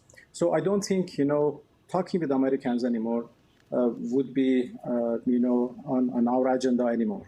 전쟁 조기 종식 의지를 드러낸 트럼프 대통령도 이란에 대한 군사적 압박을 내세우고 있습니다. 푸틴의 중재 제안에는 우크라이나 전쟁부터 끝내라며 사실상 거절의 뜻을 밝혔습니다. YTN 권준기입니다. 호주가 여자 아시안컵 경기에서 국가 연조 때 침묵을 했던 이란 여자 축구대표팀 선수 5명에 대해 망명을 허용했습니다. 토니 버크 호주 내무장관은 오늘 선수들을 안전한 장소로 이송한 뒤 면담했으며 이 자리에서 인도주의 비자 발급 절차를 마쳤다고 밝혔습니다. 버크 장관은 호주는 이란 여자 축구팀을 우리 마음속에 받아들였다며 이란 팀의 다른 선수들에게도 같은 기회가 열려 있다는 점을 전하고 싶다고 말했습니다. 이란 여자 축구대표팀은 총 20명으로 추가 망명 여부는 아직 알려지지 않았습니다. 국제유가가 폭등하면서 각국이 비상조치에 나선 가운데 서방 주요 7개국 G7 재무장관들이 긴급히 대응책을 논의했습니다. 12억 배럴이 넘는 비축유의 방출 가능성까지 열어놨습니다. 중동 전쟁으로 반사이익을 누리고 있는 러시아는 이번 기회에 유럽은 물론 다른 지역으로 에너지 수출을 늘리겠다는 계획입니다. 유투건 기자입니다. 긴급 화상회의를 개최한 G7 재무장관들은 국제유가 안정을 위해 모든 조치를 시행할 준비가 돼 있다고 강조했습니다. 국제에너지기구 IEA 회원국들이 보유한 비축유의 방출 가능성도 열어놨습니다. 이와 관련해 조만간 G7 정상들이 회의를 열고 최종 결정을 내릴 것이란 관측이 나왔습니다. Das ist jetzt noch nicht der richtige Zeitpunkt, aber wir sind da offen, auch als Bundesrepublik Deutschland, das in einem koordinierten Verfahren zum richtigen Zeitpunkt dann zu tun. 현재 IEA 회원국들은 정부 통제 아래 12억 배럴 이상을 비축하고 있습니다. 여기에 더해 회원국 민간 회사들이 보유한 재고도 6억 배럴에 이르는 것으로 집계됐습니다. IEA는 지난 2022년 우크라이나 전쟁 발발 직후에도 두 차례에 걸쳐 최대 규모의 석유를 방출해 유가 상승을 억제했습니다. 비슷한 시각 러시아는 전혀 다른 분위기에서 에너지 관련 회의를 열었습니다. 푸틴 대통령은 호르무즈 해협을 중심으로 한 원유 생산이 이달 내로 완전히 중단될 수 있는 상황에서 에너지 수출이 늘고 있다고 밝혔습니다. 그러면서 유럽이 원한다면 언제든 수출을 재개할 수 있고 다른 시장에도 기반을 마련하겠다고 강조했습니다. имея в виду не только наших партнеров в Азиатско-Тихоокеанском регионе, но и в государствах Восточной Европе, таких как Словакия и Венгрия. 중동산 에너지 의존도가 높은 국가들은 잇따라 비상 조치를 시행하고 있습니다. 헝가리와 태국 등이 가격 상한제를 도입했고 중국은 휘발유와 경유의 수출을 통제하기 시작했습니다. 베트남은 석유류의 수입 관세를 일시적으로 철폐하는 방안을 추진하고 있고 필리핀 정부는 공무원들에게 재택근무를 명령했습니다. YTN 유튜관입니다. 중동 사태로 불안정한 유가 상황이 이어지면서 본격적인 영농철을 앞둔 농가에서는 유류비 부담이 더 커졌습니다. 농협에선 농민들의 부담을 덜고 물가 안정을 위해서 면세유 지원 규모를 넓혔는데요. 농가 현장에 취재기자 나가 있습니다. 김기수 기자. 네, 충북 청주 강내면에 나와 있습니다. 네, 농민들에 대한 면세유 지원 규모를 확대한다고요? 네, 농가에선 3월부터 본격적인 농사를 앞두고 준비 작업을 하는 영농 준비 기간입니다. 제 뒤로 보이는 트랙터를 이용해 논이나 밭을 갈면서 작물을 심을 수 있도록 땅을 준비해야 하는 시기인데요. 농기계 운용이 늘어나는 만큼 고유가의 부담이 클 수밖에 없습니다. 이 농협이 유류비 부담을 줄이기 위해 250억 원의 예산을 투입해 면세유 할인폭을 더 넓혔습니다. 최근 국제정세 불안에 따른 유가 급등으로 인해 시설하우스 난방비 부담의 증가와 본격적인 영농철을 앞두고 농기계 운행에 필요한 유류비 부담 증가를 조기에 차단하여 할인 확대 대상 면세유는 최근 3년간 3월 평균 소비량의 50%가 대상으로 농업 분야에서 사용량이 많은 경유와 등유, 휘발유 순으로 차등 배정됩니다. 농협 측은 이번 면세유 할인 확대를 통해 영농비 증가를 사전에 막고 물가 안정에도 나서겠다는 계획입니다. 또 일반 시민들을 대상으로 하는 50억 원의 예산을 투입해 다음 달 10일까지 주유 금액의 일부를 캐시백 형태로 돌려주는 할인 혜택도 제공할 방침입니다. 이번 면세유 지원 등으로 고유가 여파 속에서 농가에선 영농 부담을 다소 덜 수 있을 것으로 보입니다. 지금까지 충북 청주에서 YTN 김기수입니다. 이렇게 중동 사태가 열흘 넘게 이어지면서 유가와 증시가 연일 요동치고 있습니다. 네, 이 와중에 트럼프 대통령 일가가 전쟁 관련 기업에 투자한 사실이 드러나 논란인데요. 화면 함께 보시죠. 네, 러시아 우크라이나 전쟁에 이어 이번 중동 사태에서도 전장을 지배한 건 드론입니다. 미국도 이란제 드론을 베낀 자폭 드론 루카스를 실전 투입했죠. 이 기회를 놓치지 않은 건 트럼프 대통령의 두 아들 트럼프 주니어와 에릭입니다. 이들이 투자한 미국 드론 업체 파워러스는 최근 나스닥 상장 추진 계획을 밝혔습니다. 특히 차남 에릭 트럼프는 이스라엘 드론 업체에도 자금을 대고 있는 것으로 알려졌습니다. 미국 현지에서는 아들들의 행보를 미 전쟁부의 드론 확보 정책과 연결짓고 있습니다. 최근 미군이 자국산 드론 확보를 위해 11억 달러, 우리 돈 1조 5천억 원 규모의 사업을 시작했기 때문인데요. 아버지가 시작한 전쟁에서 아들들이 이익을 챙기는 게 아니냐는 비판이 나옵니다. 트럼프 가족의 이해상충 논란은 이번이 처음이 아닙니다. 미국 정부가 핵융합 발전을 육성하겠다고 발표를 하자 관련 기업을 인수하는가 하면 대통령의 친가상화폐 정책에 발맞춰 새 코인을 상장해 막대한 시세 차익을 거두기도 했습니다.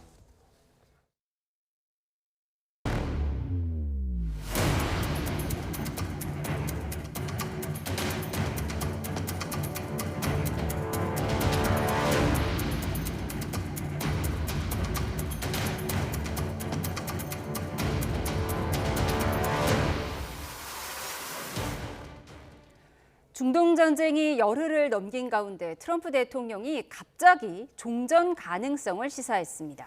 트럼프 대통령 말 한마디에 우리나라를 비롯한 국제 시장은 오르락내리락 어지러운 상황입니다. 민정은 국립외교원 미주연구부 교수, 고란 경제평론가 두 분과 함께 짚어보겠습니다. 어서 오십시오.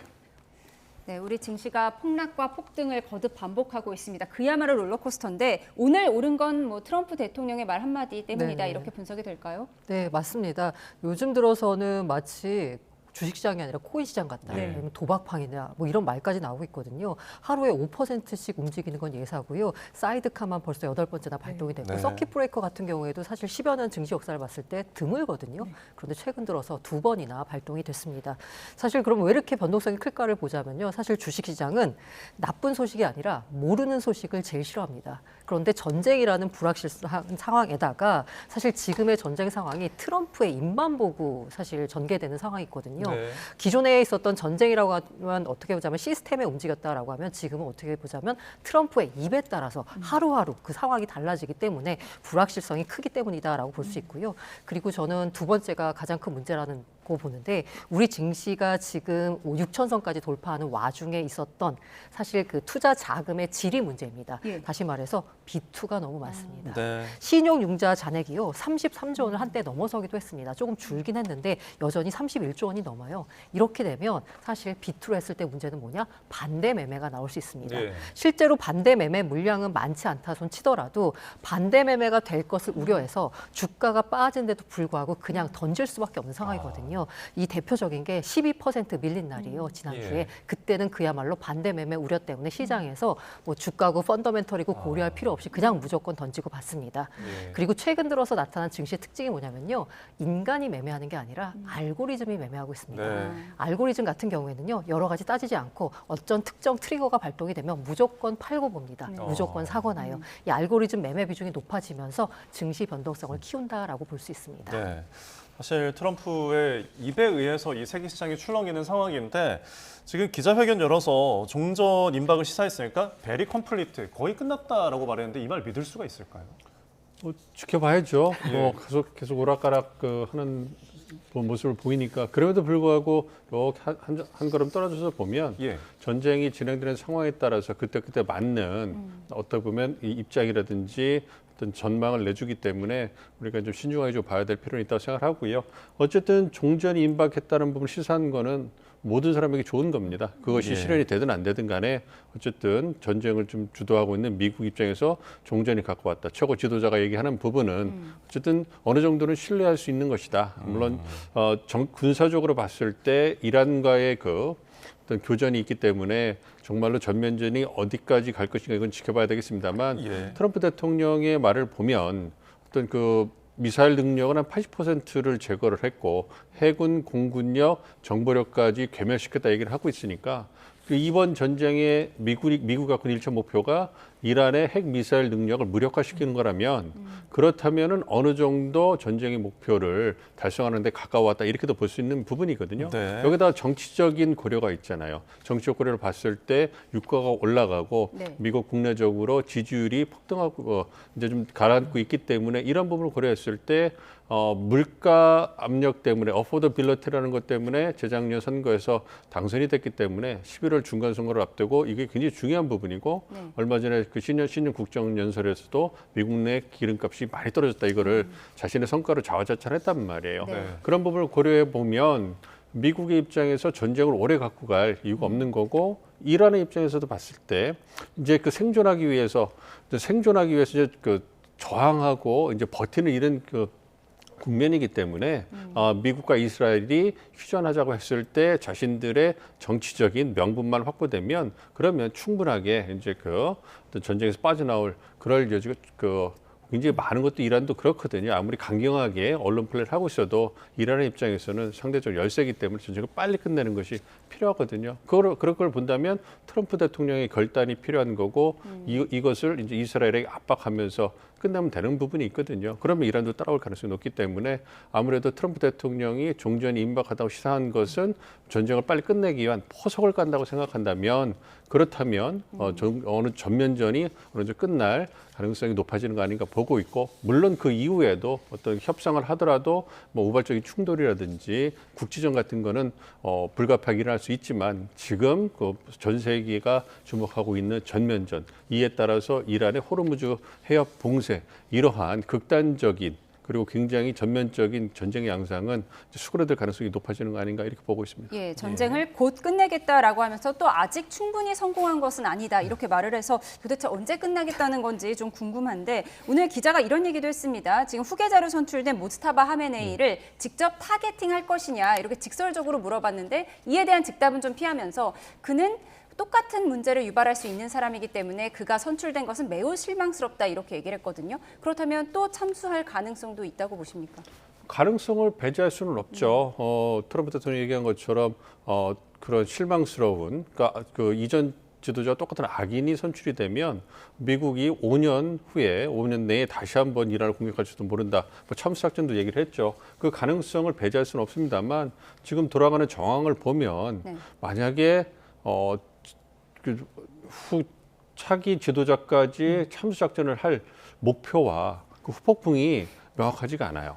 그러니까 굳이 그 차기 지도자를 선출된 지도자를 참수작전까지 해서 미국이 얻을 게 무엇이 있겠느냐 이렇게 생각하면 굉장히 모호하거든요. 예. 이미 하메네이 그 지도자하고 수뇌부를 폭사시켜가지고 48명을 제거했기 때문에 그런 부분에서 충분한 목표를 이뤘고 이 일을 통해서 이제 전쟁이 확산되면서 미국도 힘들잖아요. 그런 부분을 봤을 때 한 사람의 지도자를 참수하기 위해서 다시 전쟁을 들어간다. 이거는 트럼프 대통령 입장에서도 결코 쉽지 않은 결정이 될 거고요. 뭐 이러한 부분 본 다음에 참수작전 얘기를 하는 부분은 끝까지 미국에게 보다 우호적인 어떤 입장을 보여주기를 압박하는 것이 아닌가 생각을 합니다. 알겠습니다. 명분이 조금 비축하다라고 지적을 해주셨는데 자, 미국과 이스라엘의 폭격으로 이란의 정유시설이 불타고 이른바 기름비가 내린 다음 날 트럼프 대통령은 평소처럼 주말 골프를 즐긴 사실이 알려져 논란이 일고 있는데요. 영상 함께 보시죠. 네, 이란의 수도 테헤란 북서부 샤흐런 석유 저장소에서 검은 연기가 이렇게 자욱하게 피어오릅니다. 현지 시간 7일 밤부터 이스라엘군이 이란의 석유 저장시설 3곳을 집중 포격했는데요. SNS에는 이들 시설에 탱크가 폭발하면서 유독가스가 대량으로 퍼지고 기름비가 내렸다는 영상이 올라왔습니다. 이란도 이스라엘 정유시설에 맞불 공격을 하며 종전사태의 긴장감이 고조되고 불안감에 국제 유가도 치솟았습니다. 그런데 다음 날 트럼프 미 대통령은 플로리다주 마이애미에 있는 자신의 골프장에서 목격됐습니다. 평소처럼 주말 골프를 즐기는 모습이 포착돼 논란이 일고 있는데요. SNS에 올라온 영상을 보면 골프 카트에서 내린 트럼프 대통령이 일행들과 함께 이동하면서 이따금 주변 사람들에게 손을 흔들어 보이기도 합니다. 전쟁 상황에서 평소와 같은 일상을 보내며 여유 있는 모습을 보이려는 의도라는 해석도 있지만 여론은 대부분 우호적이지 않은 분위기입니다. 전시 리더십에 대한 의문 제기와 전쟁 중에 한가롭게 골프를 치고 있냐 트럼프 대통령의 막내 아들을 진병하라는 비판들이 이어지고 있습니다. 네, 트럼프가 상당히 여유로워 보이긴 하는데 그래도 지금 고유가가 불편하기는 할 수밖에 없잖아요. 지금 비축률을 풀 가능성이 거론되고 있어요? 고유가가 불편할 수밖에 없는 가장 큰 이유는 11월 중간 선거가 있습니다. 사실 선거에서 정치공학자들이 여러 가지 분석했을 때 가장 중요한 이슈는 경제거든요.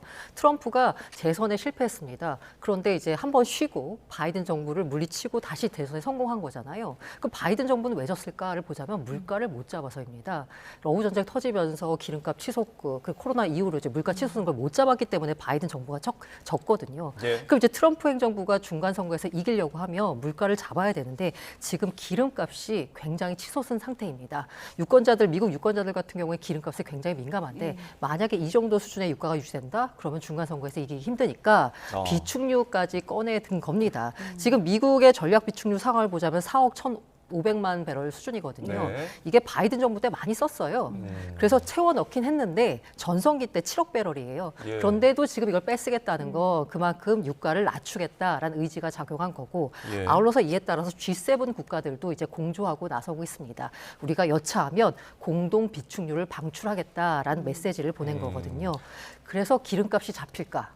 사실 이게 제일 궁금하죠. 예. 그런데 비축률을 푸는 건요, 이른바 불을 끄는 소방수지 저수지가 아닙니다. 네, 일시적으로 급등한 유가를 잡기 위해서 비축률까지 푼다라는 약간 심리적인 완화 효과가 있는 거지 예. 실제로 비축률 푼다 그래서 이거 문제 해결이 쉽지가 않습니다.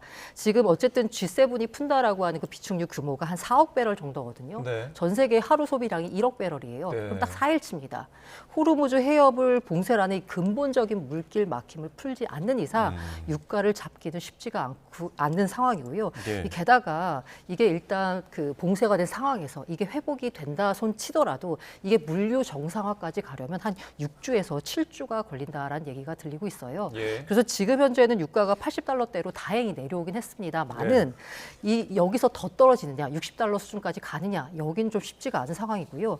지금 사실 100달러가 넘던 유가가 80달러 선까지 떨어진 거는 이른바 이 그 원유 시장에 있는 투기 세력들의 차익 실현 매물도 작용한 거기 때문에 네. 지금 내려왔다라고 해서 다시 안 오른다? 이렇게 장담하기 좀 쉽지가 않은 상황입니다. 네, 여전히 유가에 대해서는 불확실성이 있는 상황인데 그래서 국내를 좀 살펴보면 서울 좀 상승세가 조금 꺾인 것 같습니다. 국내 기름값 잠시 조금 둔화한 움직임인데 석유 최고가 지정제도 시행된다고 하면은 이게 좀 어떤 영향을 줄까요? 사실 이 석유 최고 가격 시행을 하겠다라는 정부의 약간 발표가 있자마자 네. 이 유가 국내 이제 휘발유값 상승세를 보면은요. 사실 지난주 국제유가 상황을 보면 주 초반에는 별로 안 오르다가 주 후반으로 갈수록 많이 올랐어요. 그런데 국내 휘발유 값은 오히려 주 초반에 많이 오르고 주 후반에 덜 올랐어요. 그럼 그 사이 무슨 일이 있었냐? 정부가 가격에 개입하겠다는 메시지를 보낸 거거든요. 그게 바로 최고 가격제입니다. 어떤 방식으로 하느냐를 보자면요. 예. 정부가 단순히 얼마 밑으로 팔라라고 하는 건 아니고요. 네, 국제 시세에 더하기 최소 마진 공식을 적용할 것 같습니다. 전국에 있는 수만 개 주유소 일일이 통제하는 건 불가능하기 때문에 예. 아무래도 SK에너지나 GS칼텍스 등 정유사가 주유소에 넘기는 공급 가격에 상한선을 두는 방식이고 2주마다 국제 유가를 반영해서 최고가를 새로 고시할 거라는 이제 계획을 갖고 있는 것 같습니다. 네. 첫 번째 고시 가격은 아무래도 소비자가 체감하는 수준보다는 낮게 갖고 가겠다라는 게 정부 방침이고요.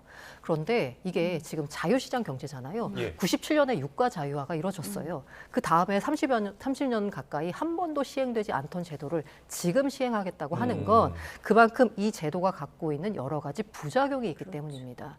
그 부작용이 우려가 되는 건 아무래도 인위적으로 가격을 낮추면 당연히 사실 정유사 입장에서는 수익성이 좋은 해외 쪽으로 물량을 돌릴 수도 있잖아요. 예. 아예 기름값이 비싸지는 게 아니라 기름이 없는 상황까지 펼쳐질 수가 있는 공급을 거죠. 안 할 수 있다. 맞아요. 최악의 경우에는 뭐 배급제까지 나올 수도 있습니다. 그리고 마진을 정해준다라고 하는데 사실 저기 어디 좀 땅값이 싼 곳에 있는 주유소야 마진을 적게 먹어도 되지만 비싼 곳에 있는 주유소는 인건비 등등 고려하면 정부에서 정해진 최소 마진으로는 운영 자체가 불가능할 수도 있습니다. 그래서 길게 끌고 가기는 어렵고요. 이 무엇보다도 그럼 아까 말씀드린 대로 국제유가는 오르는데 국내 가격은 묶어두면 그 사이에 차익이 발생하잖아요.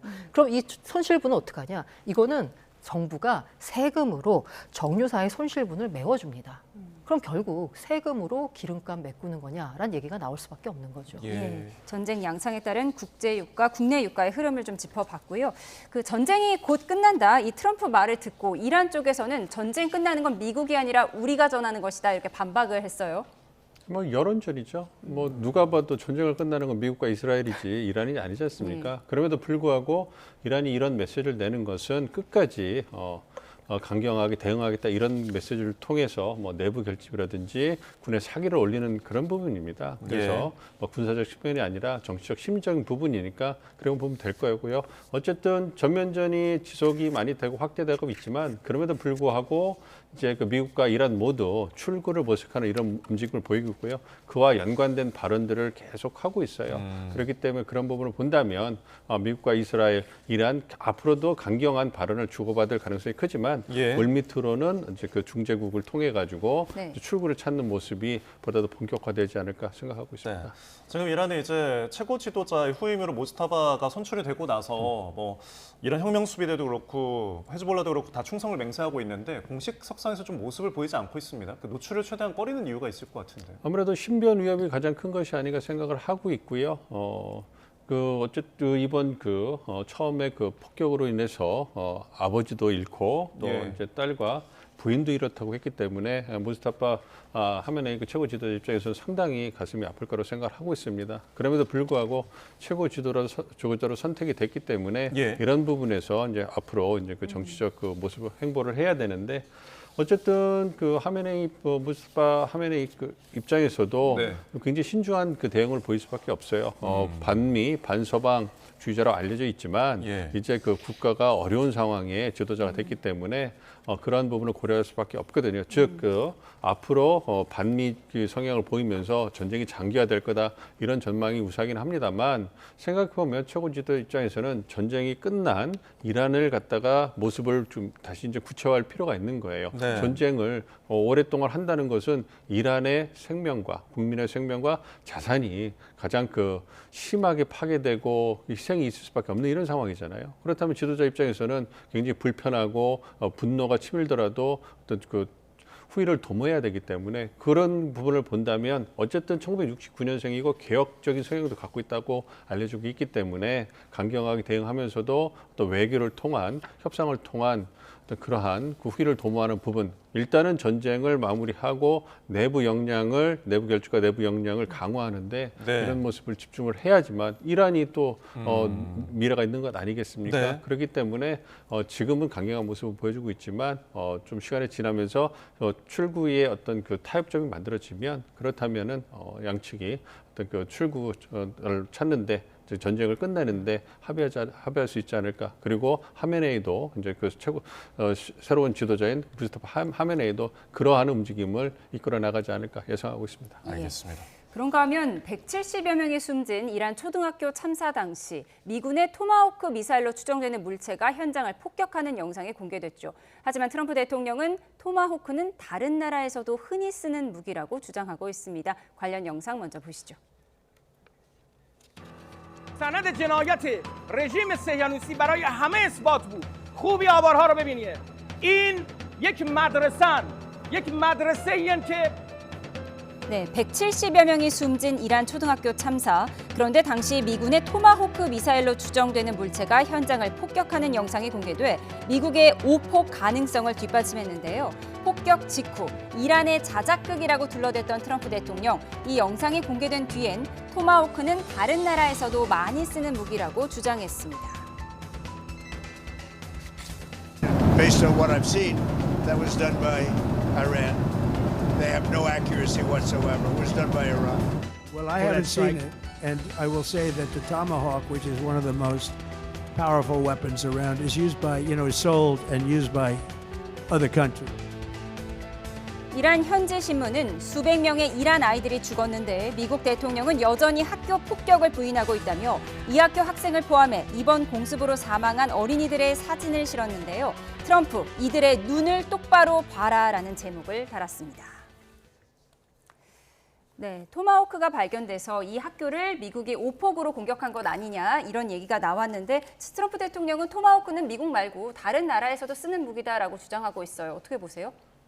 정황상 보면 미군의 어떤 오폭일 가능성이 가장 높아 보이고요. 그 옆에 혁명수비대라는 군사 시설이 있기 때문에 그 어떤 일부로서 폭격을 하다가 아이들이 그 군사 시설을 학교로 개조해서 썼다는 보도가 나오고 있기 때문에 그 부분에서 오폭의 가능성이 제일 높습니다. 그럼에도 불구하고 트럼프 대통령이 어떤 이러한 다른 주장을 하는 것은 아무래도 국내 여론을 좀 고려하고 이와 더불어서 전쟁이 끝난 이후에 불거질 수 있는 국제법적인 논란이라든지 어떤 그러한 조사에 있어가지고 뭔가 정치적으로 공간을 마련하기 위한 그런 포석이 아닌가 싶어요. 이건 정치적 주장이고 증거를 찾기가 굉장히 어렵기 때문에 사실 국제법적으로 이제 검증하기도 쉽지 않고 국제사회 검증한다 하더라도 미국에게 이제 제대로 된 어떤 뭐 비난이라든지 아니면 어떤 그 제재라든지 이런 거 하기 어려운 거 아니겠습니까? 예. 그런 부분을 고려해 봤을 때 정치적 부분을 통해서 향후 미국의 입장을 옹호할 수 있는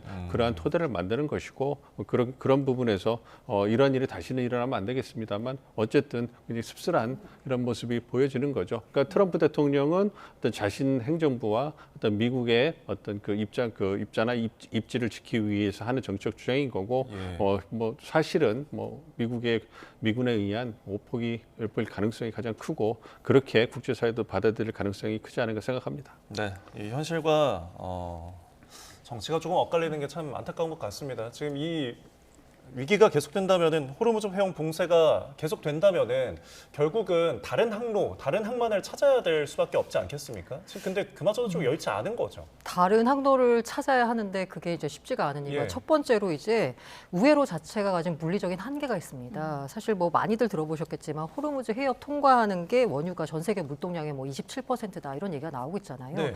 이걸 모두 다 대체 항로로 지금 전환하기에는 뭔가 부족합니다. 뭐 오만의 항구를 이용한다 아니면 陸로를 이용한다라고 하는데 이게 물리적으로 그걸 다 대체하기는 한계가 있습니다. 병목 현상이 벌어질 수밖에 없고요. 또 陸로를 이용한다라고 해도 지금 이란의 미사일 사거리가 인접국인 사우디, UAE 다 포괄하고 있거든요. 陸로로 이동하는 와중에 또 그 미사일 공격을 받으면 그것마저 차질을 빚을 수가 있고요. 이렇게 해서 움직인다라고 해도 무엇보다 이게 비용과 시간이 너무나 시간은 많이 걸리고요. 비용은 폭등하고 있습니다. 이미 이제 해상운임 같은 경우에 뭐 3배 가까이 뛰었다라는 얘기가 나오고 있고요. 그리고 만약에 무역협회가 분석을 해봤는데 봉쇄가 지속될 경우에 해상운임이 최대 80% 이상 추가 폭등할 수도 있다라는 얘기가 나오고 있습니다. 뭐 가격만 폭등하면 또 그런가 보다 하는데 또 시간도 오래 걸려요. 평소면은 뭐 금방 소화될 물동량이 기존보다 최소 3에서 5일, 뭐 길게는 일주일 이상 늘어나게 됩니다. 이렇게 되면 사실 우리의 산업 구조가 보자면 적기 생산 시스템을 통해서 그때그때 필요한 그 원재료를 받아가지고 물건 생산하는 시스템인데 이거 자체가 흔들릴 수가 있는 거예요. 이렇기 때문에 대체 항로를 찾더라도 말처럼 쉬운 건 아니고 그렇다고 해서 만약에 정상화가 된다 손 치더라도 앞서 말씀드린 대로 이게 그동안에 있었던 병목을 다 해결하고 기존의 그 스케줄대로 그대로 이제 해상이 전개가 되려고 하면 최소한 2에서 3개월은 소요된다라고 해요. 이전에 21년에 수에즈 운하 때 배 한 척이 딱 그 길을 가로막았잖아요. 그래가지고 빚어졌던 물동량 지연이 2개월에서 3개월이었습니다. 그런데 지금 그것보다 훨씬 더 큰 규모니까 설사 정상화가 된다라고 해도 이 물동량이 그야말로 예전 스케줄 회복하는 데는 2, 3개월은 최소한 걸린다라는 얘기가 나와서 쉽지가 않죠. 연쇄적인 물가 상승을 불러올 수밖에 없는 상황인데 앞서 평론가께서 석유 최고 가격 상한제가 이제 결국은 국민 세금으로 메우는 그런 결과를 초래할 수 있다라고 우려를 하셨는데 정부가 고유가 대책으로 유류세 인하도 검토하고요. 또 중동 상황 때문에 조기 추경도 검토한다라고 하는데 이 부분도 같은 우려가 되는 상황 아닐까요? 네, 맞습니다. 유류세 인하 같은 경우에는 22년 러우 전쟁 당시에 37%까지 인하해줬어요. 지금 현재 보니까 휘발유가 7%, 경유가 10% 수준으로 이제 할인해 주는데 요걸 이제 만약에 37%까지 해준다라고 하면 당장 리터당 휘발유 300원, 경유 210원 정도 하락하는 효과가 있습니다. 그리고 앞서 말씀드린 대로 만약에 이거 최고가 하게 되면 거기서 벌어지는 정유가의 그 손실분을 정부가 보전을 해줘야 돼요. 그런데 우리가 갖고 있는 예비비가 8천억입니다. 그러면 당연히 추경이 필요할 수밖에 없겠죠. 그런데 이렇게 추경을 하게 되면 사실 정부가 물가를 잡기 위해서 시장에 돈을 푸는 거잖아요. 시장에 돈을 풀어서 오히려 물가를 올려버릴 수가 있죠. 그렇기 때문에 재정은 부족해지고 오히려 물가는 올려버리는 이런 악순환에 처할 수 있기 때문에 사실 정부 입장에서도 쉽지가 않은 상황입니다. 네, 알겠습니다. 자, 지금 이런 상황에서 좀 중재국들의 어떤 움직임도 조금씩 뚜렷해지고 있는 것 같은데 트럼프 대통령이 이제 러시아 푸틴 대통령과 1시간 정도 전화 통화를 했다고 이제 전해지고 그리고 중국과 프랑스들도 좀 보이고 있습니다.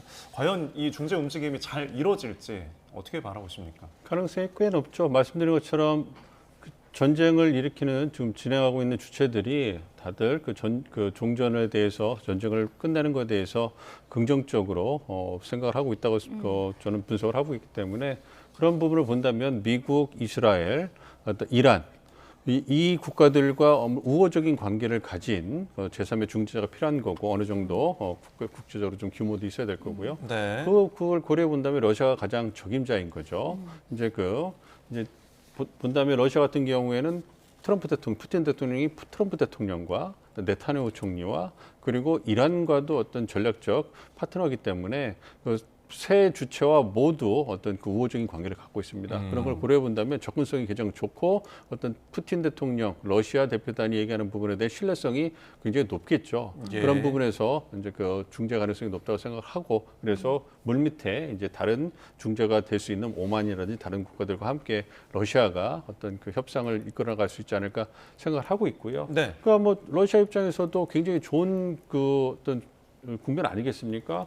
어떤 그 러시아산 원유에 대한 제재가 완화돼서 일시적이고 제한적이긴 하지만 인도에 대해서 판매하는 원유에 대해서 제재가 풀리는 거 아니겠어요? 그게 이제 물꼬가 될 수 있을 거고 무엇보다도 호르무즈 해협에서 원유가 못 나오고 있기 때문에 그 대안으로 러시아산 원유가 가격이 다시 이제 올라간 부분이 있어요. 그러니까 러시아 입장에서는 상당히 그 전시 경제의 어떤 숨통을 좀 틔워줄 수 있는 그런 부분이 있는 거고요. 그리고 이제 러시아가 우크라이나 전쟁을 수행하고 있는데 이번에 그 중동 정쟁에서 기여를 하면 또 미국이 중재를 또 러시아 우크라이나 전쟁을 하고 있잖아요. 그럼 당연히 원래도 트럼프 행정부하에서 러시아에게 유리한 방향으로 전쟁을 끝내가고 있었는데 그러한 움직임이 더 가속화될 수 있는 거고 마지막으로 러시아의 국제적 위상이 어느 정도 회복되는데 도움이 될 거 아니겠습니까? 그래서 평가가 이번 전쟁의 진짜 수혜자가 이스라엘과 더불어서 러시아가 아니냐 이런 평가가 나오고 있고 어쨌든 말씀드린 것처럼 러시아의 중재 그리고 전쟁을 수행하는 주체가 다 어떤 그 출구를 모색하는데 긍정적이고 뭐 이스라엘은 조금 좀 그런 부분이 좀 다를 수 있습니다만 그런 부분을 고려해봤을 때 러시아가 중재하는 것이 가장 설득력이 있고 또 끝내는데 효과 있지 않을까 기대하고 있습니다. 그러니까 러시아 푸틴 대통령은 지금 트럼프와도 전화 통화를 하는 사이고 이스라엘하고도 가깝고 이란하고도 가깝고 지금 이런 상태인 거죠. 그렇죠. 그러니까 푸틴 대통령이 모두와 친한 거네요. 그렇죠. 이전에 그 외교를 잘한 거죠. 결과론적으로 봤을 때 푸틴 대통령이 러시아 트럼프 대통령하고 친하고 네타냐후 총리하고도 관계가 좋아요. 거기다 이란 같은 경우에는 전략적인 그 파트너 아니겠습니까? 그리고 러시아 우크라이나 전쟁에서 이란이 드론뿐만 아니라 많은 기여를 했고 이번에 중동 전쟁에도 정보 자산을 러시아가 정보 자산을 활용해서 이제 이란을 제한적이지만 도와줬기 때문에 그러한 모든 세계 국가에 대해서 접근할 수 있는 정보성이 매우 높기 때문에 그런 부분을 고려해 본다면 러시아의 어떤 그 역할이 굉장히 주목을 받을 수밖에 없는 상황이라고 보겠죠. 알겠습니다. 자, 저희 지금까지 중동 사태 11일째 상황을 민정우 국립외교원 미주연구부 교수 고란 경제평론가 두 분과 함께 짚어봤습니다. 고맙습니다. 고맙습니다. 중동 사태를 피해 카타르 도하에서 우리 국민 320여 명을 태운 비행기가 한국에 도착했습니다. 네, 어제 전 세계에 이어서 아랍에미리트 아부다비에서도 교민들이 민항기를 타고 귀국했는데 한국에 들어온 비행기 탑승객들은 가족들을 만나고서야 마음을 놓았습니다. 윤태인 기자입니다. 공항에 도착한 한 여성을 보자 반가움을 참지 못한 친구가 한 걸음에 달려가 꼭 껴안습니다. 아들의 무사 귀국을 기다렸던 어머니는 눈물을 터뜨렸습니다.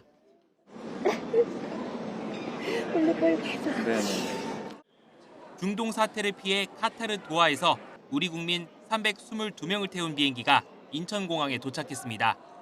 카타르 영공은 일부 유럽행 비상 항공편만 운항되고 있었는데 우리 외교당국의 요청에 카타르 정부가 응하면서 긴급 항공편이 마련된 겁니다. 계속되는 폭격 소리에 교민들은 현지에서 하루도 마음을 놓지 못했습니다. 엄청 폭발음이 크고 그리고 창문이 막 흔들려요.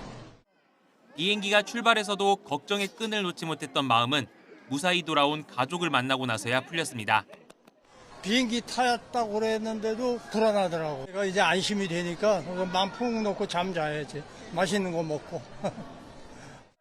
카타르에 가족을 남겨두고 올 수밖에 없었던 교민들은 사태가 빨리 진정되기만을 바랍니다.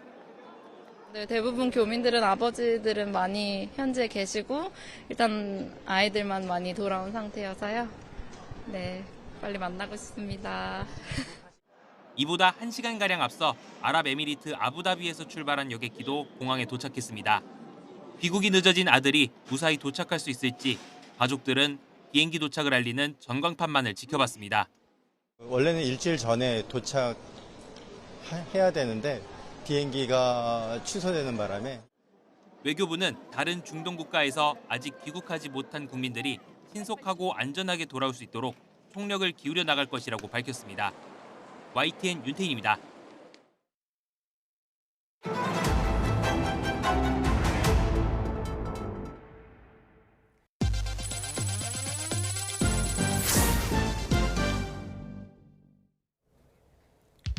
SK하이닉스가 오늘부터 미래 반도체 산업을 이끌 신입사원 채용을 실시합니다. 채용 대상은 4년제 학사 이상 졸업 예정자와 기졸업자로 오는 23일까지 지원서를 받습니다.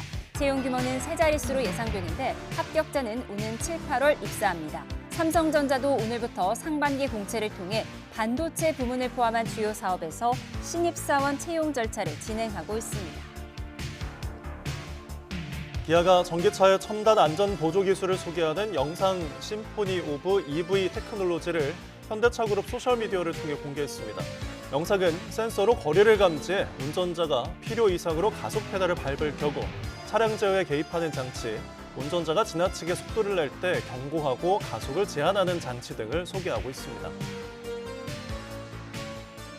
현대백화점그룹 패션 전문기업 한섬은 지난달 6일 서울 대치동에 연 더 한섬하우스 서울점의 한 달 매출이 목표의 120%를 달성했다고 밝혔습니다. 한섬은 성수동과 압구정동의 플래그십 스토어를 여는 패션업계의 공식에서 벗어나 학원과 밀집 지역인 대치동을 선택해 40대와 50대 대치맘을 사로잡은 역발상 전략이 매출로 이어졌다고 설명했습니다. 신세계백화점이 BTS 광화문 공연 하루 전인 오는 20일부터 정규집 5집 발매를 기념하는 팝업 스토어를 선보입니다. 신세계백화점은 하이브와 협업해 다음 달 12일까지 본점 헤리티지 뮤지엄에서 사전 예약제로 팝업 스토어를 운영한다고 밝혔습니다. 또 외국인 관광객 유입이 늘고 있는 신세계 본점을 문화와 경험이 결합된 글로벌 명소로 만들겠다고 덧붙였습니다. 오늘 낮에는 따스한 봄 햇살이 기분 좋게 느껴졌는데요. 내일도 오늘과 비슷합니다. 아침에 영하로 시작하는 곳이 많겠고요. 낮에는 기온이 쑥 올라서 포근하겠습니다. 한편 공기질이 좋지 못합니다. 현재 서울 등 수도권은 보통 단계지만 충청도를 중심으로 제제곱미터당 36 마이크로그램 이상인 나쁜 단계인데요. 내일도 대기가 정체되면서 전국적으로 나쁜 단계 예상됩니다. 다시 대기가 건조해지고 있습니다. 실효습도 25%로 내려가면서 부산 등 영남 지역에 건조주의보가 내려졌는데요. 바람도 강하게 부는 만큼 화재 예방에 신경 쓰셔야겠습니다. 내일은 고기압의 가장자리에서 전국이 흐리겠고요. 중부 서해안에는 빗방울이 떨어지는 곳이 있겠습니다. 아침에는 내륙을 중심으로 영하권의 추위가 나타나겠습니다. 춘천과 세종이 영하 3도, 창원은 2도로 시작하겠습니다. 낮 기온은 서울이 8도, 전주 11도, 부산은 13도로 예상됩니다. 오늘과 비슷하거나 1, 2도 정도 더 높겠습니다. 당분간 대체로 맑은 가운데 포근한 봄 날씨가 예상됩니다. 날씨 정보였습니다. 이상으로 화요일에 보내드린 뉴스온 마치겠습니다. 함께해 주신 여러분 고맙습니다.